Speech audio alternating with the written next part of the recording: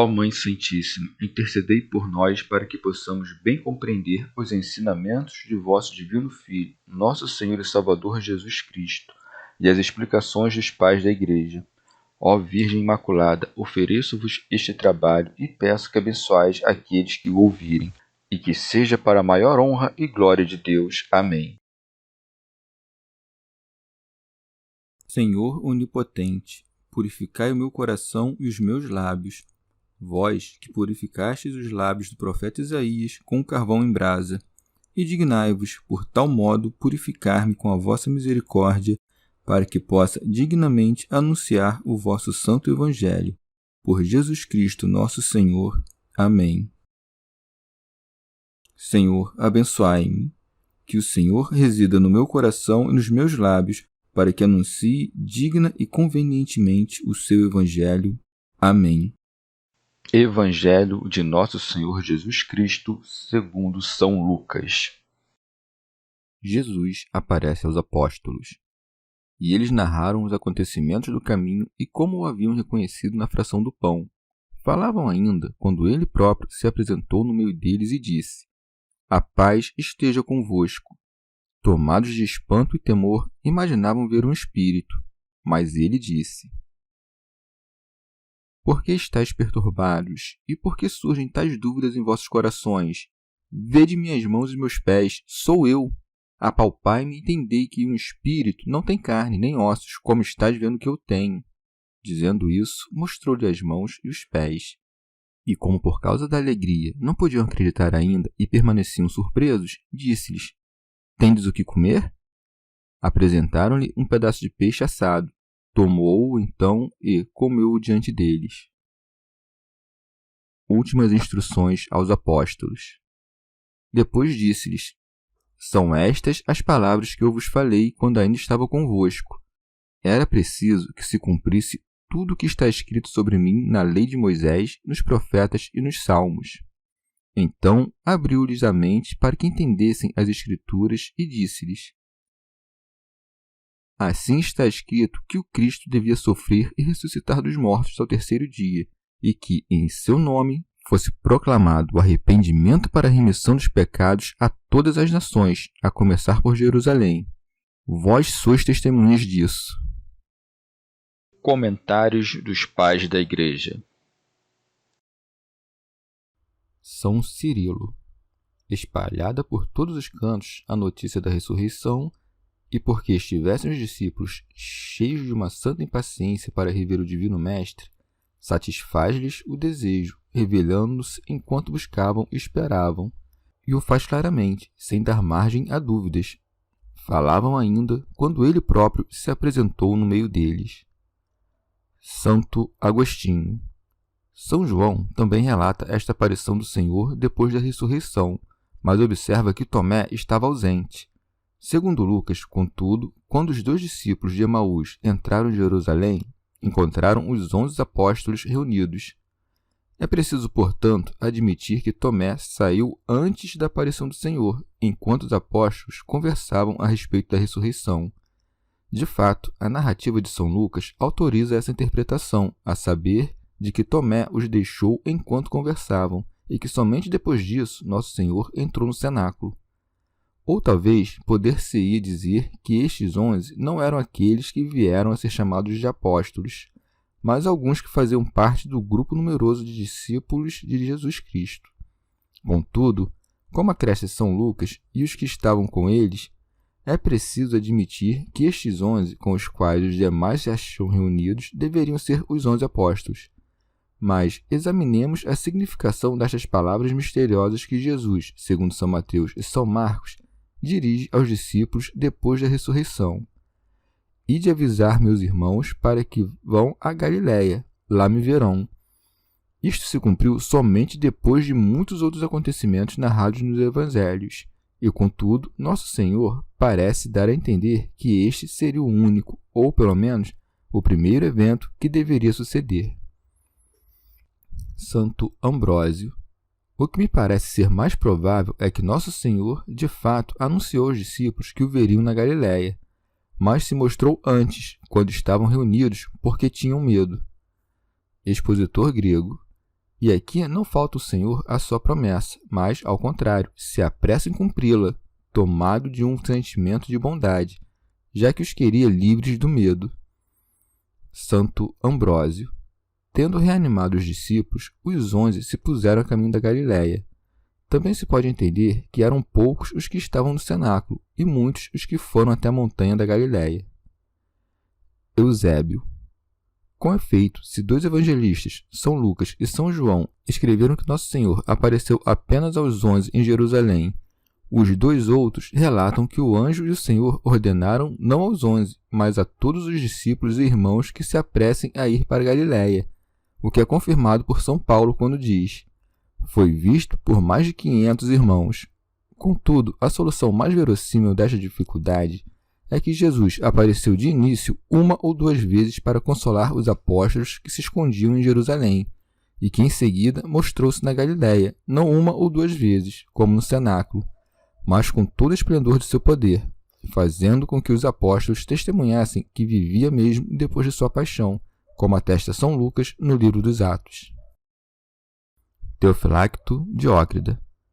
Pela primeira vez, aparece Nosso Senhor no meio dos discípulos.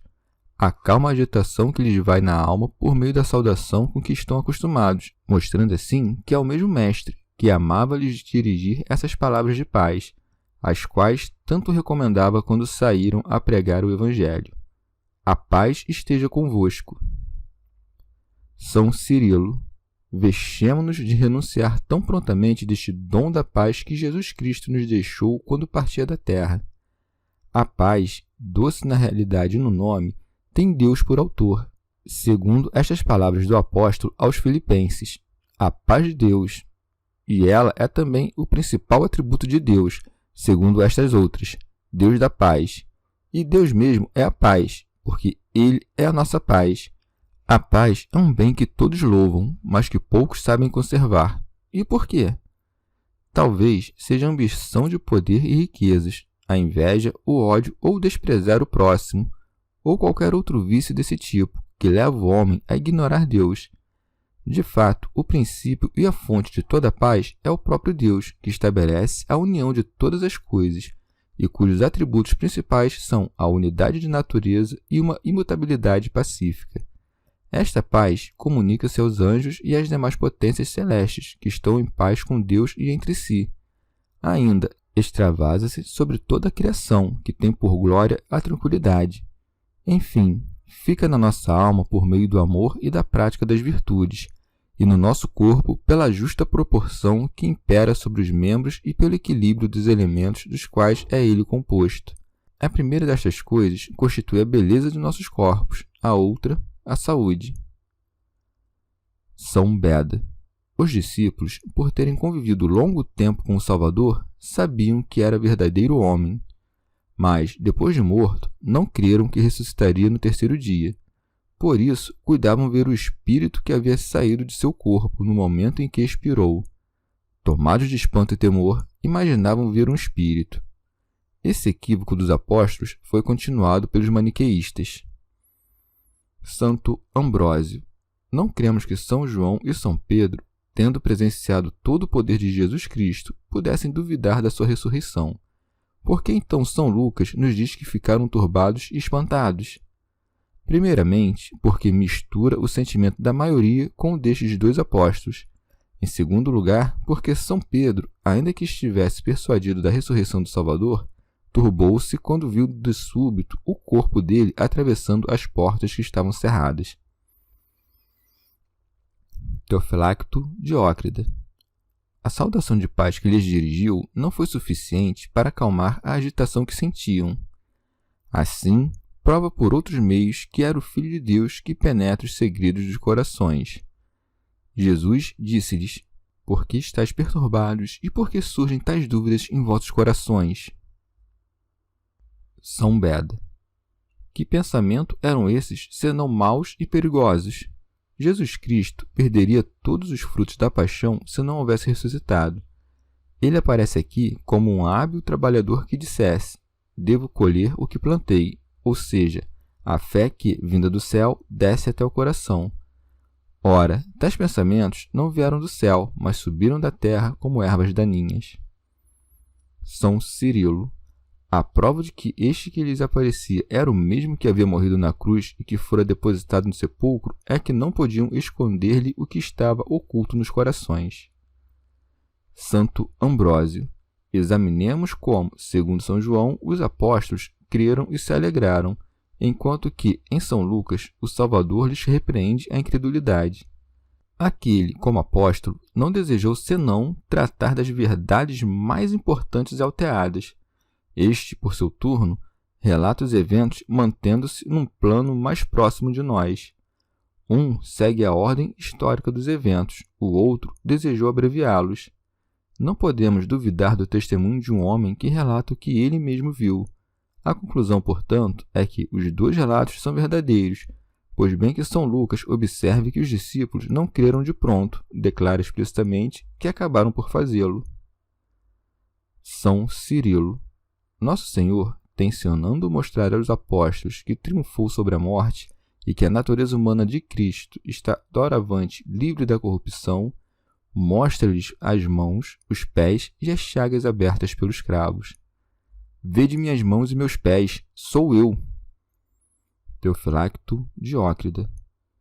E mais ainda, deixa que lhe toquem os pés e as mãos, dizendo: apalpai-me e entendei que um espírito não tem carne nem ossos, como estáis vendo que eu tenho.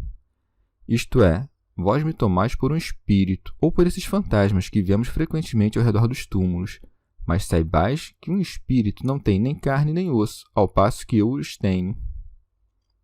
Santo Ambrósio. Nosso Senhor se exprime assim para nos passar uma imagem da ressurreição. Com efeito, o que podemos tocar é, necessariamente, corpóreo.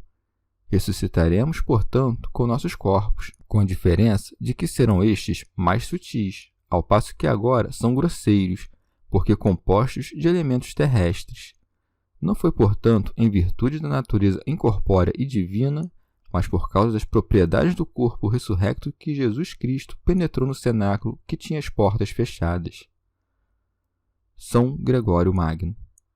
Quando nosso corpo estiver a participar da glória da ressurreição, não será impalpável, nem mais sutil que o ar, como queria Eustíquio, mas será, a um só tempo, sutil em virtude de sua recém-adquirida força espiritual e palpável, consequência da natureza corpórea.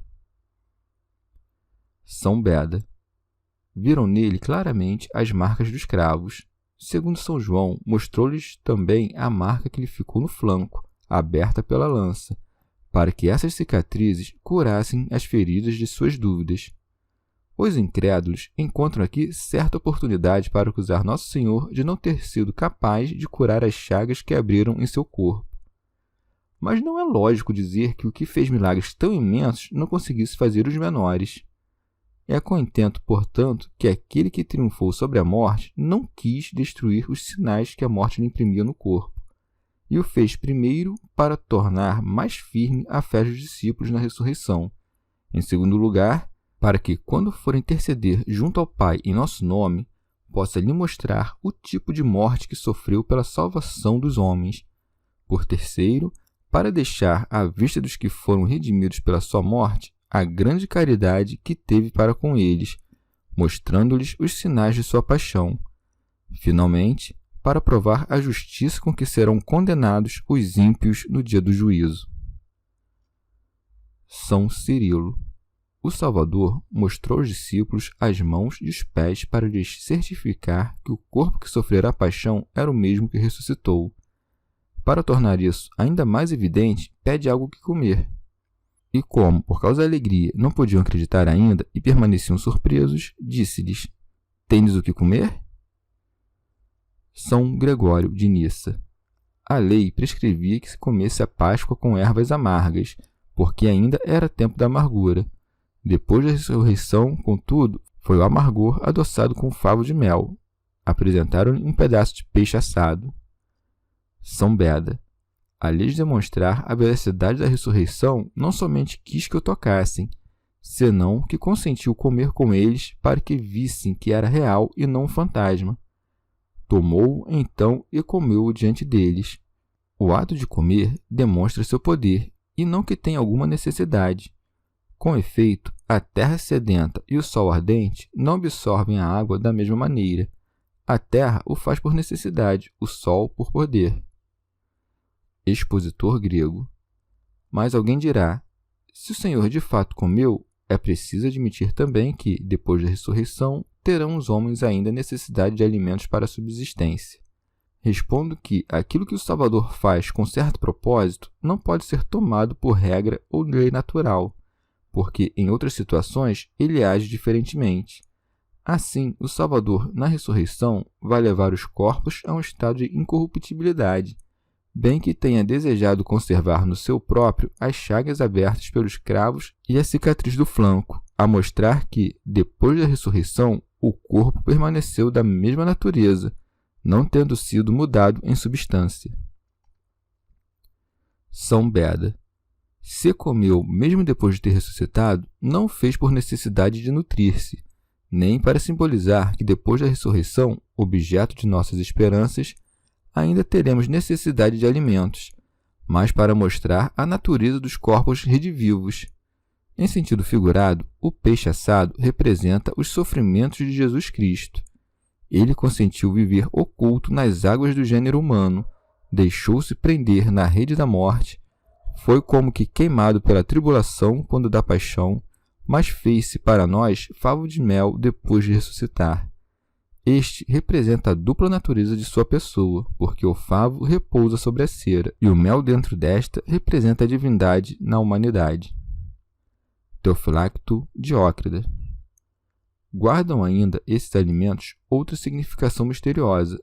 Ao comer um pedaço do peixe assado, simboliza que purificou com fogo divino nossa natureza, que estava a nadar no mar desta vida, que secou a umidade que ela havia contraído nas águas profundas. Fez dela alimento divino, embora antes fosse abominável, e isto é o que representa o favo de mel. Ou então, o peixe assado é figura da vida ativa, em que o fogo do trabalho consome-lhe toda a umidade, ao passo que a contemplação está representada pelo favo de mel à conta da doçura inefável da palavra de Deus. São Beda. Depois de ter comido e de ter se deixado ver e tocar, assegurando-lhes que não deliravam, recorre Nosso Senhor às Escrituras. Depois disse-lhes: são estas as palavras que eu vos falei quando ainda estava convosco, isto é, enquanto eu ainda estava revestido dessa carne mortal que vos reveste. É a mesma carne que ressuscitou, mas algo diferente daquela dos apóstolos, ainda sujeita à morte. Acresce o Salvador: era preciso que se cumprisse tudo o que está escrito sobre mim na lei de Moisés, nos profetas e nos salmos. Santo Agostinho. Meditem nestas palavras aqueles que estão loucos a ponto de ousar dizer que foi por meio da magia que Nosso Senhor operava todas aquelas maravilhas, e em virtude dessa mesma arte que logrou dar a conhecer seu nome a todos os povos para que se convertessem a ele. Acaso foi por força da magia que logrou cumprir as profecias que o Espírito Santo inspirou nos profetas antes mesmo de que ele nascesse? Porquanto, se foi por meio de operações mágicas que se fez adorar depois de morto, era um mago antes de nascer, pois que um povo inteiro foi posto por Deus para vaticinar-lhe a vinda. São Beda. Depois que Nosso Senhor se deixou ver e tocar e recordou-lhes do quanto diziam as Escrituras, abriu-lhes o entendimento para que entendessem o que liam. Então abriu-lhes a mente para que entendessem as Escrituras. Teofilacto Diócrida. Se eu não fizesse, como lograriam suas almas turbadas e vacilantes estudar os mistérios de Jesus Cristo? Ensinava-os também por palavras e disse-lhes: assim está escrito que o Cristo devia sofrer, isto é, no lenho da cruz. São Beda. Teria Jesus Cristo perdido todos os frutos da paixão se não tivesse verdadeiramente ressuscitado. Acresce: e ressuscitar dos mortos ao terceiro dia. Tendo estabelecido a verdade sobre seu corpo, confia-lhes a unidade da Igreja, e que em seu nome fosse proclamado o arrependimento para a remissão dos pecados a todas as nações. Eusébio. Com efeito foi dito: pede-me e eu te darei as nações em herança. Importava, portanto, que todos os convertidos dentre os gentios fossem purificados, por meio da virtude divina, de todo contágio e mácula, porque haviam sido contaminados com a malícia da idolatria do demônio, e como recém-convertidos, daquela vida detestável e impudica que levavam. Por isso acresce, e em que em seu nome fosse proclamado o arrependimento para a remissão dos pecados a todas as nações, porque todos que veem a verdadeira penitência recebem de sua graça o perdão das faltas, pela expiação das quais desejou dar sua vida. Teofilacto Diócrida. Em verdade, quando diz penitência e remissão dos pecados, quer referir-se ao batismo, que pela deposição das culpas passadas obtém o perdão. Mas como poderia o batismo ser ministrado apenas em nome de Jesus Cristo, quando Alhures ele próprio ordena que fosse em nome do Pai, do Filho e do Espírito Santo? Respondemos, por primeiro, que aí não se deve entender que o batismo deve ser ministrado apenas no nome de Jesus Cristo, mas sim que serão batizados no batismo de Cristo, isto é, espiritualmente. Não como aquele dos judeus, nem como o de São João, de simples penitência, senão como verdadeira participação no Espírito Santo, como se deu com o próprio Jesus quando foi batizado no Jordão e o Espírito Santo desceu sobre sua cabeça na forma de uma pomba. Ser batizado em nome de Jesus Cristo é, pois, ser batizado na morte dele. Assim como ele ressuscitou 3 dias após a morte, assim nós somos mergulhados 3 vezes na água e recebemos como penhor da incorruptibilidade a graça do Espírito. Também, o nome de Jesus Cristo contém em si o Pai que unge, o Espírito Santo, que é a própria unção, e o Filho, ungido em sua natureza humana. Não mais ficaria dividido o gênero humano em 2 povos, a saber, judeus e gentios, com o intuito de reuni-los num só povo que ordena a seus apóstolos de começar a pregação por Jerusalém e terminá-la entre os gentios. A todas as nações, a começar por Jerusalém. São Beda. E não lhes dá esse preceito somente porque os oráculos de Deus tenham sido confiados aos judeus, aos quais pertenciam a adoção filial e a glória, senão também porque Deus deseja que os gentios, mergulhados em erros distintos, concebam viva esperança de alcançar o perdão, vendo que a misericórdia divina o estendeu até aqueles que crucificaram o Filho de Deus. São João Crisóstomo. Com isso, também evitava que repreendessem os apóstolos como se estivessem a negligenciar seus concidadãos a ir se mostrar no estrangeiro. Ordenou, portanto, que as provas da ressurreição fossem entregues por primeiro a seus próprios algozes, e nesta mesma cidade onde se perpetrou esse ato profano, quando os homens que o crucificaram passam a crer, está aí demonstrada a ressurreição. Eusébio. Ora, se tudo o que predisse Jesus já estava se cumprindo, e se a fé do mundo inteiro reconhecia o poder e eficácia de sua palavra, já é tempo, doravante, de crer no autor desta palavra, e de reconhecer também que ele necessariamente é Deus, e que as obras divinas que opera estão em conformidade com suas palavras. É que se cumpre por meio do ministério dos apóstolos. Vós sois testemunhas disso, isto é, da minha morte e ressurreição. Chegamos ao fim de mais um dia de comentários da Catena Áurea. Muito obrigado por ficarem até aqui, que Nossa Senhora derrame suas graças sobre nós e até amanhã.